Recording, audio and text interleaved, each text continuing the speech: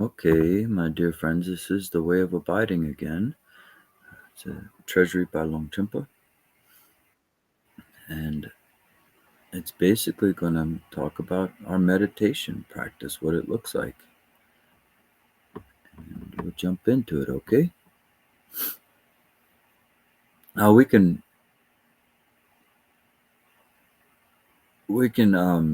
skip the explanation of why he's repeating. Yeah. So another implication that can be discerned is that causality is transcended. All right, the implication there. Anybody know a word that's very, very famous for causality? What they're talking about here?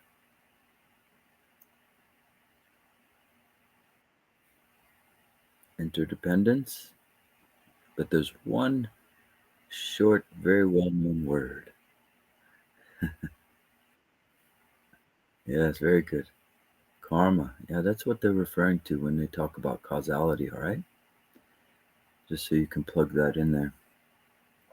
And so this is the implication that karma can be transcended. And the root verses say, from awareness, uncreated and spontaneously present, arises enlightened beingness, a natural state of rest that is effortless and spacious. Awakened mind, beyond any causes and effects, whether positive or negative, is discerned within the excuse me, is discerned within the realm of unchanging nature of phenomena.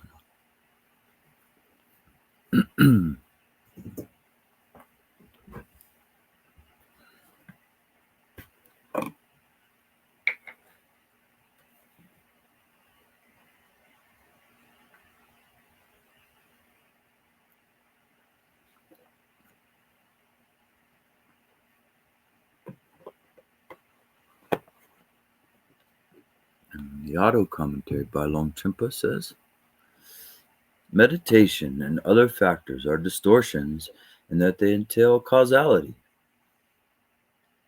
Being impure, they involve nothing but effort and struggle. Having decided at this point that awareness entails no causality, one reaches equilibrium without having to do anything. Let's stay on the root verses there.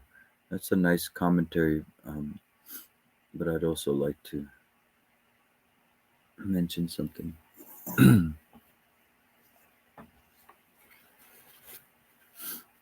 So there's a kind of hidden implication there, that from awareness, which is uncreated and spontaneously present, that's why we get introduced to it. It's something that's here. We just distract our way out of it. And that's great news. That means you don't have to do anything. And it only makes sense. How could you ever do divinity? How could you ever create God or enlightenment, however you want to refer to that mysterium, that great ineffability? How could you ever create that? It just wouldn't make sense. So you're recognizing something here that's uncreated and spontaneously present, yet there is creation within it. So just like you can dream anything, you can create within the dream, but it's always going to be mind. Mind is always going to be uncreated, even though you're creating things within the uncreated. Just like the mirror, you can put everything in the mirror, it will reflect anything, but it itself is unchanging and always present, reflecting everything and anything. So it says, here's the sort of hidden implication of this. Just by abiding in awareness, making that your friend, this little aha moment that you may have had, or however you discovered, that realization being sustained, then your naturalness starts to come forth. Awareness is untying all these hindrances, all these obstacles. You see? That's called self-liberation. So beautiful. And yeah, you'll have your bad days, but they're not going to last long. We have actual timelines, from 3 months to a year. Those, I know that may even seem long, but come on, it's not very long to have a lot of freedom. Um, but you will begin to release these tormenting knots, the undercurrent of our suffering will be released. And the various narratives that we perpetuate to cause ourselves incompletion, those will be released. You see? They will be self liberated. The more we allow, the more we trust. So I always say it's a trust issue. If you're very devoted to the teachings, to the mentors, then that release is going to be a lot faster for you. But I know it's tough to trust people these days, so don't worry, you can use your own proofs and evidences within your awareness. Well, if you can say in the beginning, if you're having a hard time, well, look at how it was a week ago or a month ago. Are you lighter? Does it feel like you've opened up into something? I know a lot of fake spirituality talks like this, but really, what makes us different is that we have to look for consistency. Are you consistently clearing up and feeling lighter, more spacious, and your wisdom and compassion is sort of increasing or being exposed, actually? Your natural wisdom and compassion is always here. And by the way, if you want to know a little trick, last session we did this meta practice where we said, I love you to the whole world without, just like the sun shining without discrimination. We just said, I love you. All the things on our mind, so called adversaries and things like that, we say, I love you. And to our own body, our brain, our heart, our lungs, I love you. And then take the I and the you away and just rest. And that feeling that came about when you did that. When you did that, there was emptiness, there was non duality, there was your mind with all sentient beings in a state of warmth. So you say, I love you, and then just rest in that love that came up. So then it's awareness imbued with compassion, you see? Then you really have the union. This great trilogy, it's known all over, even in so long ago, like 12th century BC. They were using that, tetragrammaton for the Judeo trilogy. So this is timeless, but decoding it is a little bit more rare, but it's seen everywhere. It's the male-female union to create the child, right? Resting in the Dharmakaya, that's the emptiness. That's the wisdom aspect. And within that, the compassion aspect, the skillful means, is the male aspect. It's impregnating the Dharmakaya to create phenomenon, to create movement, vibrations, energy. The great trilogy, the triad. Okay?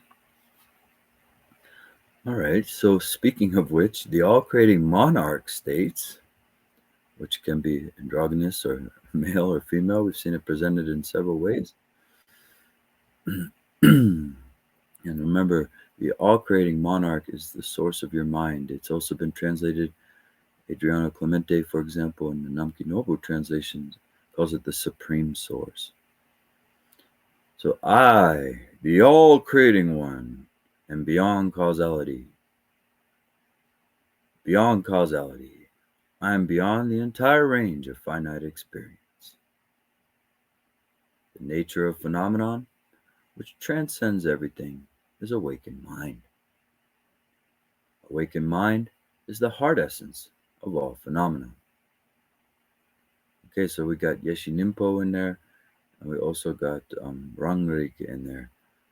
So, anybody want to tell me what the nature of phenomenon, or actually, it says the nature of phenomenon is awakened mind. So, do we have a synonym for awakened mind? Anybody want to give it a shot? Cognizance. Okay. Yep. Empty cognizance.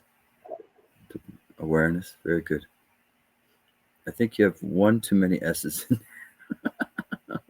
It was like a snake was saying awareness. Knowingness. Presence. I would say pure presence, right? It's also known. So that's very good. Your own awareness is the nature of phenomenon. Um, the nature of phenomenon is, but we have to understand a little bit more nuance here. Okay, so we're talking about everything you see. So just like when you go to the river, the nature of that river is wetness. When you take a shower, the nature of that water is wetness. When you drink your orange juice or your coffee or your tea, the nature of that tea is wetness. Well, the nature of phenomenon is awareness. The nature of your thoughts is awareness. The nature, and we can use cognizance actually. Dundrup mentioned cognizance is, it fits in sometimes better. The nature of our emotions is living intelligence, consciousness, cognizance. And same with the body. And same with everything we're hearing. An empty space itself has been proven to be alive with these quantum fields and this quantum noise. So even empty space, okay, is awakened mind. And that is the heart essence of all phenomena. Um, so also asking here, they call it enlightened intent. Is that not so the same thing? Oh, well, I change it to being because intent, when you translate that, it inherits uh, a possessor. That's subject object dichotomy. Beingness for me is more inclusive and more so encompassing the true meaning of that because it's referring to the same part of the second in the Eightfold Path. So, right view, anybody want to? I'm going to go through the Eightfold Path. And the first one is right view. Anybody want to tell me a word that's synonymous with right view? I feel like this is getting too easy for you guys. Yeah, awareness. Exactly. Of course it is. Buddha Shakyamuni says, abide in right view. What else could there be? Abiding in awareness. And from that comes your right intention. So they say intent, but intent gets defined in so many ways. It's right thinking, it's right feeling, it's right action, it's right speech. So, because everything after in the Eightfold Path comes from right intention. So if you say right beingness, then you have right speech, right action, right livelihood, right effortlessness, and right meditative concentration and wisdom. You see? All your normal your meditative concentration, your speech, your actions, everything is coming from the right view. And so just by effortless abiding, you have effortless intention. Your intentions are always going to be from compassion, they're always going to be from awareness, so from a place of non-contrivance. Yeah, making sense, right? You rest naturally in that equilibrium, and everything naturally coming from there. You don't have to contrive that. Okay, so very good, everybody. We'll move on here. It says, embracing the larger scope. See, even Longchen measured out what he was saying before he said it. This is going to be a more larger one. All right. So now the larger scope is embraced. It is embraced as timeless emptiness. primordially pure. And the root verses say, spacious, enlightened beingness, whose very nature is ineffable, embraces all phenomena without exception within its scope. Just as the universe is subsumed within the compass of space, so phenomena, naturally manifest, are subsumed within the supreme and timeless emptiness. So Longchenpa's commentary. The entire universe of appearances and possibilities is subsumed within the realm of space. Likewise, the 5 kinds of outer sense objects, which manifest naturally, as well as the inner mind in which thoughts arise and are freed, are embraced within naturally occurring timeless awareness. This, in turn, is subsumed within the supreme and naturally pristine state of emptiness. The fact that nothing wavers from the context of timeless emptiness, free of origin, is what is meant by the phrase encompassed within a wholly positive expanse. And for those who can't see the text, it's wholly with a WH, so as in that's subsuming and encompassing, but probably also wholly without the H and the L. So if we could just go back up a little bit there. Here we're Longchenpa specifically introducing the emptiness aspect, the Dharmakaya aspect, okay? So remember, for example, Dundrup and others said awareness, but awareness is empty of any substantial location. So we have our cognizance here, but really when we try to pin it down and find it, where's its origin? Where's it is the reference point, the anchor? We can't. And if we assume one, that's delusion, that's ignorance at the very root. We're dividing where there is no division. If there was some kind of division, you would not be able to hear me right now. You would not be able to see me. We would not even engage with one another because we'd be dual. You'd be living on your own island. I'd be living on my own island. But then also, if you were reified into a reference point, you're inherently assuming a fallacy that way. And I could probably go on and on about how duality is a fallacy, but I'll let it be. So Dundrup saying, is there a better word than emptiness? Unpindownableness? You really think that's a better word? I don't know if the translators are going to agree with you on that one, buddy. Hey, everybody. Dundrup's got a new word for emptiness that's been used for the past 50 years. He wants to replace it with unpindownableness. It actually has a nice ring to it. Unpindownableness. Almost like its own word. Yeah, anybody trying to chime in or anything? Emptiness, Prajaparamita. I mean, Prajaparamita really, it's the heart essence. Emptiness is such a reductive, like bland word that we've chosen in the West compared to all these beautiful words that have been used to describe what that's pointing to. It could be heart essence, but then you don't understand the fact that it's non-dual, or it doesn't imply, not that you don't understand, but it doesn't imply the fact that it's non-dual. It's also called the Tathagata Garbha, so it's like a womb, right, that holds everything. It's a womb, and there are actually many terms you could use, but emptiness keeps it accessible in a way. It's not my favorite word either. Yeah, go ahead and chime in. When you explained awareness to us, awareness is a great word, and you actually explained to us like you want to use the simple word awareness. And for me, when you said the word knowingness, right, that was like it made it really clear. Emptiness, The I power of feel like Dovilekpa. He said that first. What was that? I said the power of Dorje Legpa. He said that first.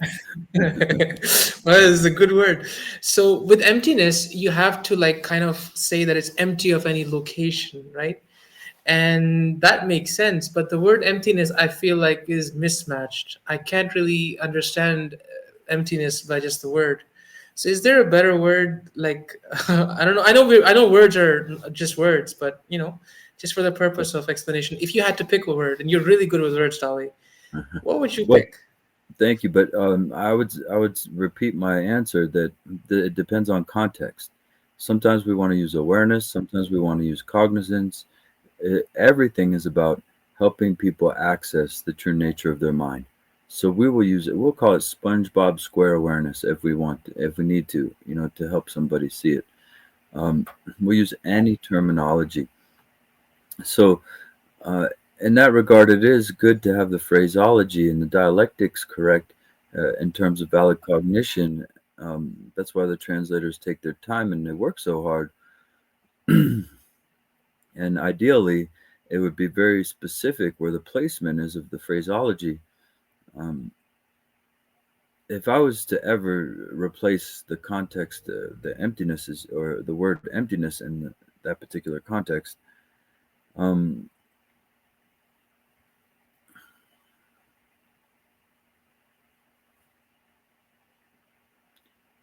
there are so many words that are used, perhaps suchness, and that's also used.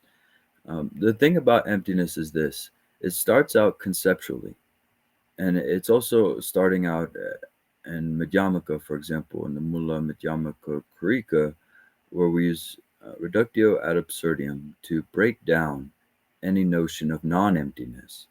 And once that's broken down, the intellect can accept that, yes, there is nothing that exists substantially on its own, in its own right. Everything is empty of inherent existence. So, at first, you put that together by breaking down your logic, essentially breaking your brain. You keep trying to assert things exist, you keep trying to plug things into the tetralemma, the four extremes. And so you're extremist at first, right? You want things to exist or not exist. Come on, man. But then Madhyamaka and everybody through those philosophical syllogism, I guess, syllogistic arguments, they start to break down your holding on to those extremes. And so in that regard, you can be pointed to the nature of mind, and then emptiness takes on a whole nother form. It starts to become suchness. It starts to become ineffability, pure presence. So what we thought was emptiness is the magic. That's the Dharmakaya. That's the womb. You see? So we really have to let go of any idea of emptiness. In fact, it's explicitly stated as a hindrance in Longdi, actually. Part of Dzogchen. Even in Dzogchen, people get stuck on emptiness, and this can become a hindrance.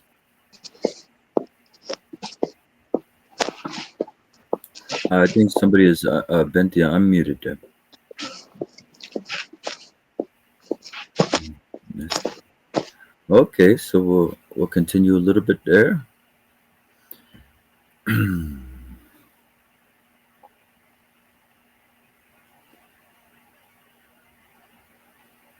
All right, so you have awareness, but awareness is subsumed by emptiness. hmm And emptiness can be associated with male or female. Anybody want to take a guess? And remember, they're in union. Uh, Female, very good. And cognizance, awareness can be associated more with the male. Yeah. So it says here, the six expanses states. Let me address this question first. As I was saying, emptiness is female with relevance to wisdom. Yeah, wisdom is typically associated with the feminine. Like when you have the bell in Dorje, the bell represents the feminine and wisdom, and the Dorje represents the male and skillful means, compassion. And at first I was like, wait a minute, feminine. Now remember, we're not getting gender binary here. There are people who can embrace feminine energy and embrace the union and all these things. So, but I generally thought like, the feminine was more caring and more compassionate. But then I started to see, it makes sense. What we associate with feminine can be, you can see the wisdom there. And then what we associate with masculine, you can see the skillful means in that pretty easily, actually. But any gender can embody any of those energies, right? To different degrees. So that's why, by the way, people will identify as various genders and things like that. Yeah, Marcus, it has a deep history, so that's why this is kind of indisputable. With Sophia, there's a very interesting history there. That's a rabbit hole. It's fun to go down.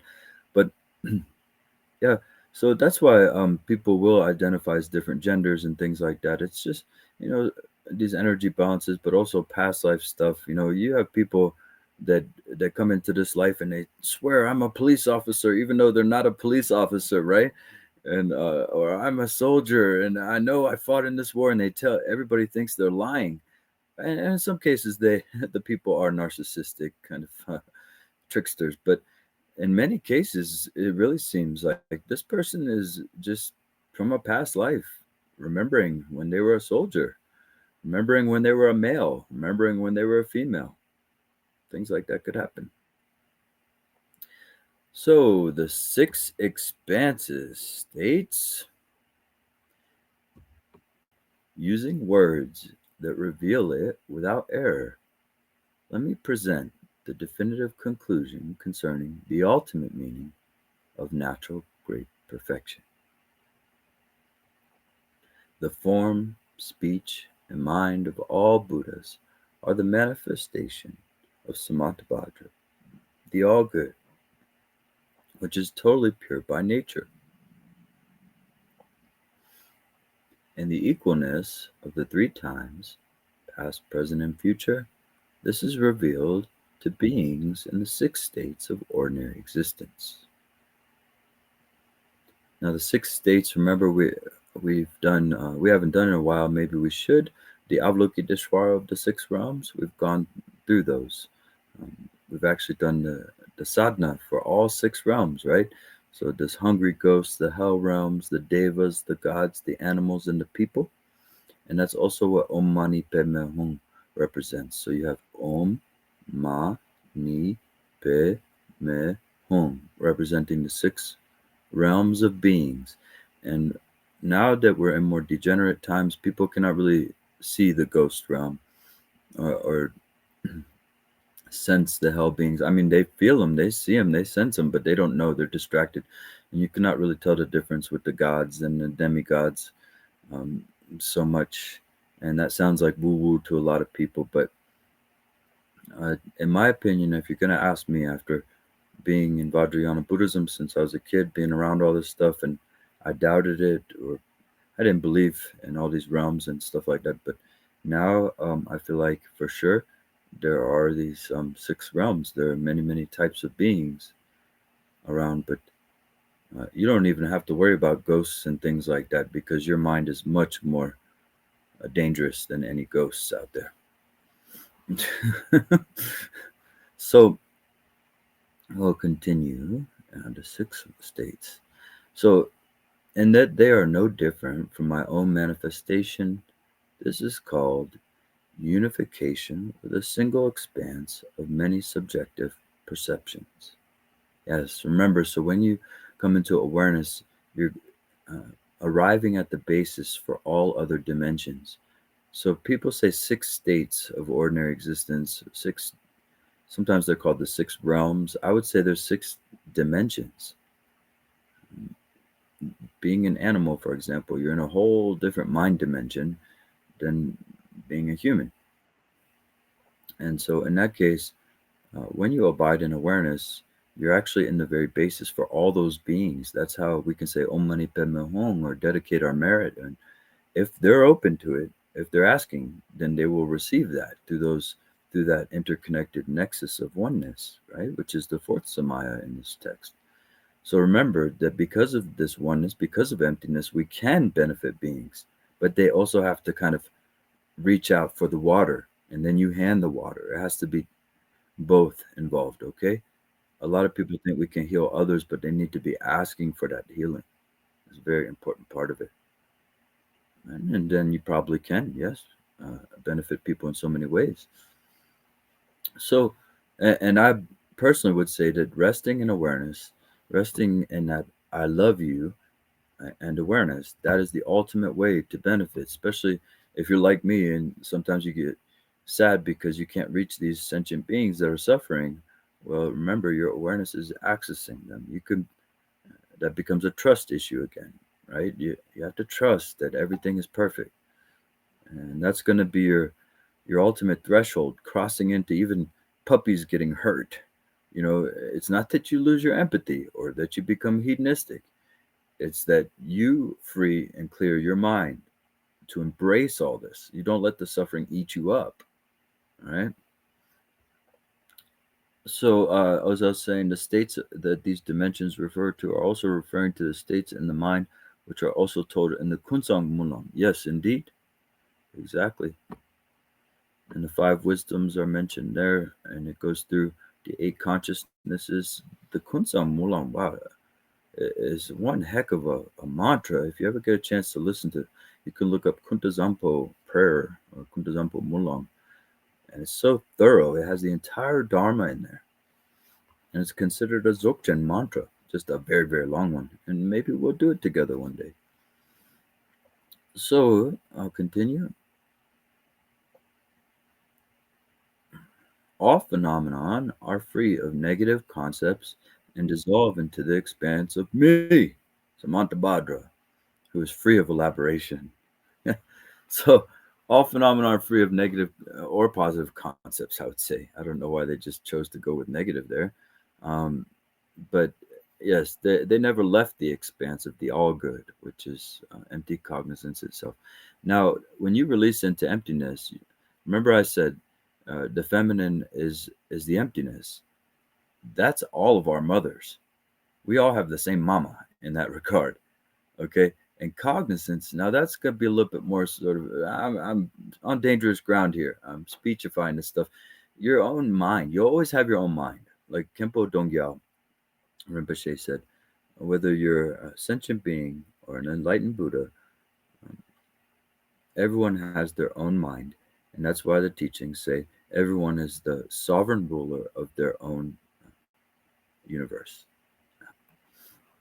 So if you consider that your own mind, but it's a part of something greater, that's where we get into the union with God and all these things, true yoga and the highest yogas of unionizing with divinity. And I feel like it's worthy because then it's a kind of a parental union too. There's you're unionizing with the ultimate father and the ultimate mother, right? Hold me, mommy.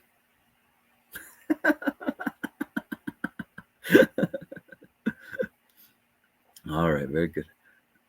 So, since my manifestations arise naturally in the expanse of being, which can be likened to an ocean, all mandalas are timelessly and naturally encompassed within this expanse. Okay, so I'll explain mandalas. Every one of us has sentient beings around us in a kind of orbit, very much like we orbit each other. We come in and out of each other's lives. The people in your life today have been there in your past life. Otherwise, in my opinion, it'd be illogical that you run into them again in this life. You wouldn't have the karmic momentum to run into them again unless you had met them before. So, yes, all of you have met me before, and I've met you before in some way or another. Even if we're just rabbits running around the grass together, in some way or another, we have met each other. But you have to see that with your own vision. I'm not trying to convince you of anything, but no one's going to convince me of anything either, you see. So I'm going to explain it like that. And the mandalas are very precious. These are your ancestors, your spiritual ancestors that are with you all the time. And a lot of times we create energy that we kind of blind them, or we push them. They have to look away at what we're doing. All right. But it's just like if the ant was to assume, there's nobody bigger than me. I'm as big as it gets. This is what we do as humans. It's very anthropocentric. We get this kind of, we assume this hierarchical positioning above all the animals, that we're the highest of the food chain, all this stuff. But what if you're not? What if there are more dimensions? And then the awareness practice will expose that to you. And that'll also help you with your conduct, by the way.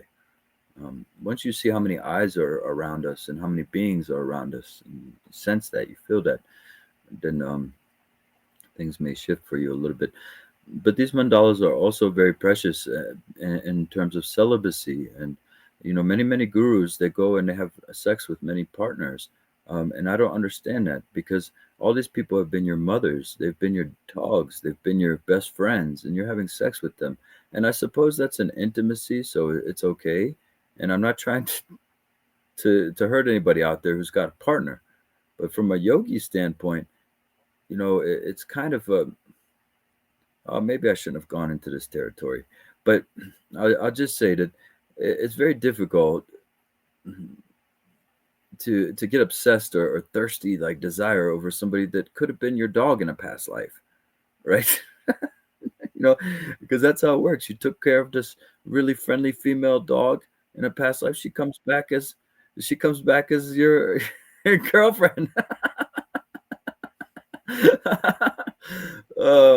But the Dharma says that all sentient beings have been our mothers. So I'm not trying to gross you out or get weird, but I mean, you got to put that into perspective. There's an intimacy there, all right? Oh yes, I'm gonna leave that one alone. So, but at least the furries are breaking down anthropocentrism.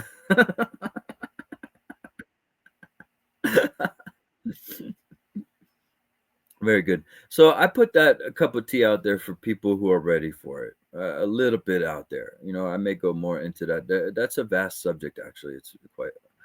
Mandalas are so interesting, all right? And we see them through the yantras. We see mandalas everywhere. It's a very interesting field to explore. All right, so the last sentence here. They come together in the single expanse of the Great Seal, Mahamudra, which is timelessly and naturally does not itself abide in any specific way. Yes, which timelessly and naturally does not itself abide in any specific way. So they're kind of defining Mahamudra for you there. And remember why, not many people will define Mahamudra, but remember a useful definition is that you're sealing yourself into presence, into this pure presence. So your entire experience is like that, just sealed. And now when you're walking and talking and sleeping, all this is kind of sealed like that. So yeah, I think we can pause there. Appreciate everybody, Yeshi and everybody, so much for facilitating this and making it happen along with me. um, yeah, this great group of yogis, so wonderful, right? And appreciate you for that. And we can stop here for any final comments, questions, inquiries. Med saying, I'd like to receive recognition soon if possible. Oh, very good. Well, let's see how devoted and dedicated you are. If you can bring it back up tomorrow, let's talk about it a little bit more tomorrow, okay? If it's still on your mind, if you still want it tomorrow. Our minds are so finicky. All right, so yes, you're welcome, everybody. And thank you too. Any final thoughts, anything going on before we close out the session today? Yes, Oza? I suppose I want to ask a bit of a little question about the kind of wording in some things. It's always said that like luminosity and clarity and so forth are kind of like the nature of things and stuff. But wouldn't it be applicable to kind of say that like the basis and awareness are so too, or are they kind of like a bit of a Wait, linguistic? slow down, slow down, slow down, slow down. The basis has emptiness, awareness, and energy. Yeah. All Oh, right. So awareness. yeah. So yes, it has these three aspects. So you can't. You're conflating terms a little bit there. And clarity is synonymous with awareness, essentially. Oh, It's the clarity. That's how that clarity aspect of awareness. So I when we must. sit here, we're resting. There's a kind of clear light to the knowingness. The knowingness has a clear light, and it's not percept. At first, we perceive it, we talk about it, but obviously, the clear light doesn't have a. As soon as you look at it, you're well. I don't know. I guess it's still the play. So, but yeah, that's what the clear light is referring to. Making sense. Uh-huh. I uh, I didn't know luminosity and awareness was like the synonymous. I kind of So actually, no. So luminosity can refer to, can break down into those three aspects: the ropa, the tal, and the dang. Remember? So which that's why I was saying you're generalizing because luminosity can actually be subdivided into three aspects: the tal, the outer luminosity, the ropa, the inner, and the dang, the awareness itself. I think I got those right. which three are these? Sorry, I think I get confused by the terms there. It becomes Tal, ropa, like we have a ropa here, one of the yogis who practice with us, and then dang, D-A-N-G. yeah. I don't know the meanings of these words. I think. Wait, let me. Sa roll padang. Okay. Yeah, maybe we can. I don't know if I had a very good explanation of those by Namki Norbu. They're explained in various places. If you can't find a good explanation, just let me know. Yeah, I suppose the kind of like specifics of the term aren't very hyper important, but yeah, the basis Depends is on context. yeah. Yeah, the basis is kind of like the totality of like without subdividing it into anything, right? She in Tibetan, yes. Yeah. She she she includes no or churni, which is emptiness, the female aspect, and then she also includes the nature, right, the Sambhogakaya aspect of Right. cognizance, that Rang Rigpa, and then Tuji, the actual energy of the mind. Yes. Okay. And I know. the energy of the mind, and so you have a Rupa Kaya situation with luminosity. The energy of mind can break into Sal, Ropa, and Dam. Okay. But, Okay. but awareness with the energy, okay? Awareness and the energy as Rupa Kaya can break it down into those three. Okay. Okay. Yeah, Yes. and Okay. that's very specific. You only really need this stuff if you need it. Okay, so please don't get hmm discouraged out there. Yeah, I once tried to kind of like create a graph of these to kind of remember it, but then I kind of didn't want to because that will be kind of a bit too conceptual, I suppose. But it makes sense, like in the experience more so rather than in the words specifically. Yeah, but making a graph is not so bad. Making a graphic or Yeah, something I like will that try to one day. yeah, as long as you're not hugging the concepts too tightly, they can actually help you orient things Mm. visually. Okay, thank you very much. That's clear. Yeah, because you see it visually. Now you can orient yourself to what you saw, like the three Yeah, kayas. I kind of think of everything in a graphic fashion, kind of visually more so rather than And verbal.